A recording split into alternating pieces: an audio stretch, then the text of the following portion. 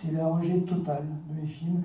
Les salles étaient vides à la fin de mes films. On va voir si ce soir ça suit ce chemin. Mais heureusement, de mon petit vécu, mon dernier vécu, les gens restent et puis ne voient plus rien de choquant, ne voient plus rien de, comment dire, de contradictoire à cette pensée qui est pour moi première et puis fondamentale, qui est d'essayer de faire exploser par l'image et dans la lumière une certaine appréhension d'une sorte de, je ne sais pas comment le nommer, parce que c'est quelque chose de totalement abstrait, comme l'apprentissage même de la foi, qui n'existe pas. La foi s'impose à vous comme une pierre qui vous tombe à la figure, comme une pluie, pour être un petit peu plus doux dans l'image. C'est une sorte d'appréhension comme ça des choses par la non-pensée. Donc la non-pensée, non pas dans le phénomène même du montage, par exemple, qui n'existe pas, dans les films que vous allez voir en 8 mm ce soir. Les deux premiers films, c'est Bleu. Quelques-uns l'ont peut-être déjà vu, c'est un vieux film de 93 ou 94. C'est un film que j'ai réalisé dans les 400 mètres carrés qui m'ont obsédé pendant plus de 25 ans. J'ai réalisé tous mes films 8 mm dans ce même espace. J'ai d'abord pris une caméra. Dans les premiers films de décembre, j'ai commencé en auto-filmant le ventre, en filmant des films que mon père avait réalisés sur ma propre jeunesse. Une sorte de psychanalyste avec tout l'envie de vomir que j'ai quand je pense au mot psychanalyse, mais en même temps, pourtant, j'ai réalisé une propre sur moi-même. Mais c'était justement dans ce propre vomi dans lequel j'ai réussi à m'étouffer, et dans l'aveuglement même de ce rejet total de tout ce qui pouvait m'entourer, je me suis intéressé au microcosme. Et dans ce propre microcosme de quelques gouttelettes minables dans des bouts dans des petites flaques de boue, j'ai découvert le macrocosme. Et là, je me suis découvert moi-même une sorte d'être différent de celui que je voyais devant un miroir, une sorte d'explosion d'un corps qui n'est plus relié à la Terre par deux mains, deux pieds, une parole, des yeux et tout ce système qu'on connaît tous, mais par une explosion atomique qui fait ressembler plus un corps à une vision de l'espace ou d'un assemblement de planètes plutôt qu'un corps lui-même. Et ce que je pense aussi, c'est que toute cette espèce d'amalgame de cellules atomiques dans notre propre corps n'est qu'une sorte de liaison, de relation comme ça, on va dire chimique, qu'on a avec l'amour. L'amour est le seul point d'intérêt que j'ai eu tout au long de ma vie. Dans tout le travail que j'ai fait, l'amour ne passe que par la lumière. Dans la projection de mon être, dans la projection même de mes propres films, j'arrive à découvrir mon propre être par cette espèce d'absence, justement, l'absence charnelle qui disparaît, le corps disparaît dans la frondaison même du film, le corps disparaît dans l'ombre même de la forêt qui entoure l'espace dans lequel je filme, ce que je suis en train de filmer disparaît en fait dans l'ombre.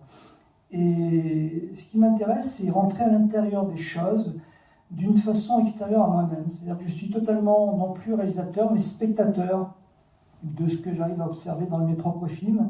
Et j'en suis très content de ne m'être jamais considéré, jusqu'à mes derniers films, comme un réalisateur. Autant que je ne me suis jamais considéré comme un vrai musicien, mais comme un usurpateur, d'ailleurs, dans ce domaine, parce que je n'ai jamais su jouer 3 notes, je suis incapable de jouer 3 notes, surtout de la main gauche ce soir.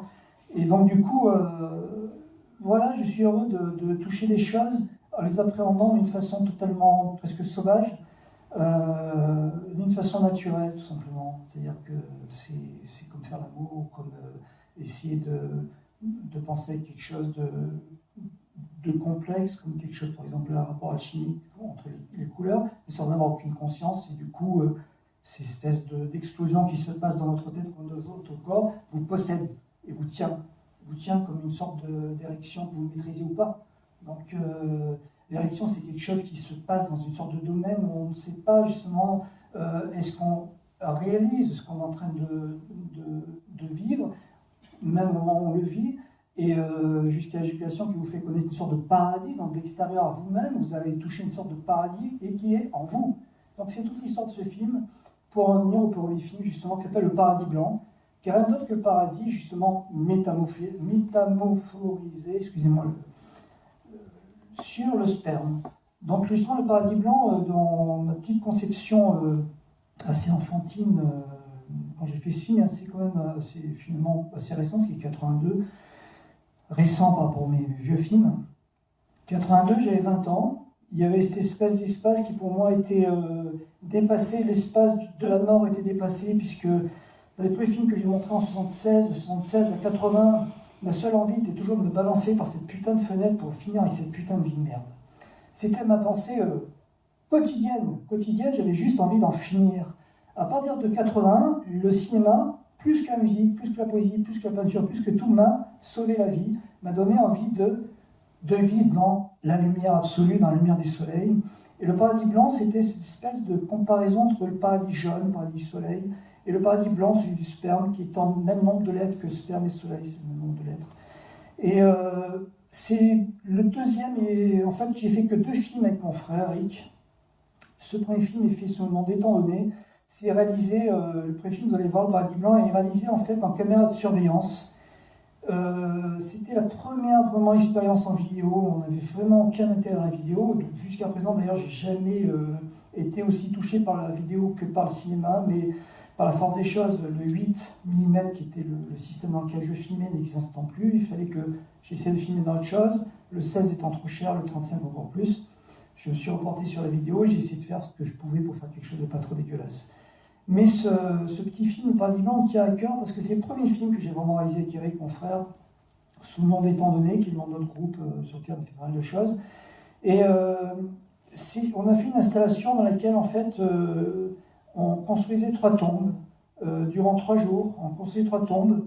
On les remplissait de terre, 2 étaient remplis de terre, une d'eau. Voilà, bon, après, je laisse libre l'imagination du spectateur, comme des gens qui ont été là, présents lors de cette performance, en fait, pour entendre ce qu'ils ont envie d'entendre là-dessus. Des choses peut-être complexes ou très simples, d'ailleurs. Et ensuite, on a fait une performance et puis démoli ces tombes. Et moi, avec Eric, on avait voulu faire un petit film sur justement juste la construction et la destruction, et ce rapport entre très très simple entre la vie, la mort et le rêve et la réalité, quoi. Donc voilà, c'est un film très très simple, très vraiment très resserré comme ça. C'est des heures de rush en réalité, hein. C'est vraiment puisque c'était des films en caméra de surveillance tenu par nos propres mains, on avait décroché le plafond. Et c'est comme si le cinéma ne pouvait pas nous appartenir encore. Cette vision à la Docteur Mabuse, un petit peu, vous savez, le milieu de Docteur Mabuse, comme si ces caméras étaient là pour nous surveiller, pour contrôler le capital. Normalement, les caméras de surveillance sont là dans les banques, pour nous surveiller dans les supermarchés, pour voir si on ne vole pas ou fait pas des conneries. Et donc, c'était dans ce même aspect que justement on a voulu se servir d'une première caméra vidéo. Il a fallu vraiment des années pour concevoir, pour pouvoir faire un art qui n'est pas un art uniquement de contrôle, de surveillance et on va dire, un étancement de l'esprit, pour concevoir que la vidéo était autre chose qu'un signal électrique, sans cette pulsation magique du jour et de la nuit qu'il y a dans les 24 images secondes qu'il y a dans le cinéma, qui m'avait totalement séduit, qui continue à servir. Le deuxième film, c'est Bleu. Après, je vous lâcher la grappe là-dessus. Donc, Bleu, c'est un film qui a été fait en 8 mm. Le 8 mm, c'est un format que peu de personnes peut-être connaissent. Parmi vous, d'autres connaissent, qui ont connu ça. C'était l'ancêtre du Super 8. Donc, c'était avant le 8. Avant le Super 8, c'est quelque chose de totalement magique. Une image vraiment extraordinaire. Vous allez le voir projeté Bleu en 16 mm. Donc, ça, c'était... j'ai eu l'opportunité... Bobo a acheté le film, a fait une copie. Donc, on a une copie aujourd'hui, ce soir, en 16 mm de Bleu, donc qui est pas mal, qui pour moi ne va pas aussi loin dans le piqué, tout ça, que le 8, mais le 8, ça aurait dit que j'aurais dû être au 4e rang, projeté avec un petit projecteur de merde avec une lampe de 100 watts, et puis mixer le son en direct. Bon, c'est plus compliqué, c'est plus intime, ça est fait pour une toute petite salle, vous viendrez chez moi, je peux vous montrer en 8. Dans ces conditions-là, c'est plus compliqué. Donc voilà, et puis Blanche, c'est un film qui est resté depuis 95 à nos jours. Je ne sais pas pourquoi, j'en sais rien, j'ai aucune explication à ça. Après Bleu, j'ai continué à filmer. Et il y a certains plans d'ailleurs qui sont la suite de plans qui commencent dans Bleu. Et j'en ai aucune idée pourquoi. Je ne peux pas l'expliquer, j'ai foutu ça dans un sac Carrefour. Et il a fallu que ce sac Carrefour se désintègre. Et qu'un beau jour, quand j'ai pris ce putain de sac, il s'est désintégré dans mes mains. J'ai redécouvert ces petites bobines, 8 mm. Et je me suis rappelé de ce film que je voulais appeler Blanche à l'époque. Et ce qui m'a foutu la pétoche à l'époque, c'était le fait de donner un nom féminin à un film. Et il a fallu que je fasse le testament de mon cinéma 8 mm qui devait être une ouverture à l'extérieur, et j'ai pas trouvé plus belle ouverture à l'époque, très naïvement, au même moment où j'ai commencé à sortir une fille pour qui j'avais un sentiment amoureux, de voir dans ce reflet amoureux le reflet de la mort même d'un certain type d'œuvre qui devait passer à autre chose, puisque j'étais plus seul, j'ai passé pas mal d'étapes comme ça à la con, hein. Et cette dernière étape, c'est que le 8, simplement, de toute façon, ne pouvait plus exister. On ne pouvait plus trouver de pellicules, on ne pouvait plus surtout les développer. Et j'ai tout de suite pensé à faire un film qui pouvait clôturer ça par une image amoureuse différente de tout ce que j'avais fait depuis je ne sais pas combien d'années.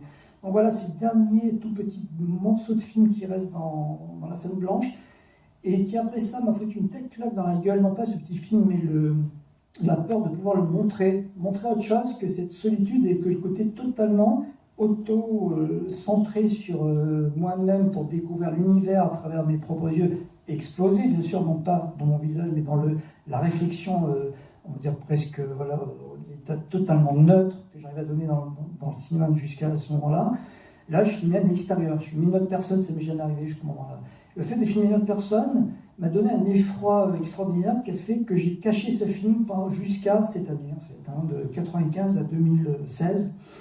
J'ai caché ce film en me disant je ne peux pas montrer en 8 mm un autre corps que moi-même. Et puis, grâce à l'invitation de Nicole, ce putain de sac s'est désagrégé. Au moment où j'ai découvert ces bobines qui sont cassées la gueule, j'ai juste collé ces bobines et refilmé, parce que ce soir je ne peux pas le présenter en 8, donc je présente ça en vidéo. Bon, voilà, vous m'excuserez pour la qualité dans la vidéo qui n'arrive pas à avoir le grain extraordinaire du 8 mm malheureusement, mais c'était vraiment très compliqué de montrer les films ici en 8 mm.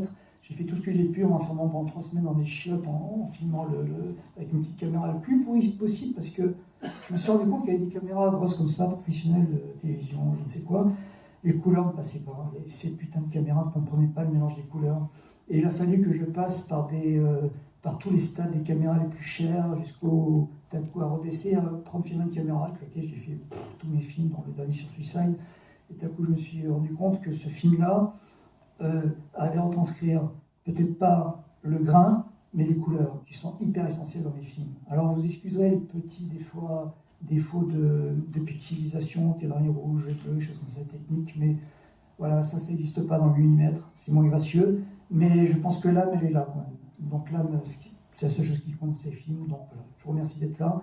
La deuxième séance, l'ensemble de toutes ces séances, je les dédie à mon cher ami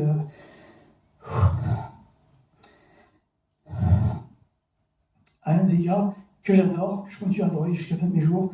Et je dédie ces putains de films à lui, parce que c'est vraiment quelqu'un qui a été grandiose, qui a été énorme. Il y a pas mal de films avec lui que j'ai fait en deuxième partie de ma vie, et qui passeront en deuxième partie. Voilà, merci. Allez,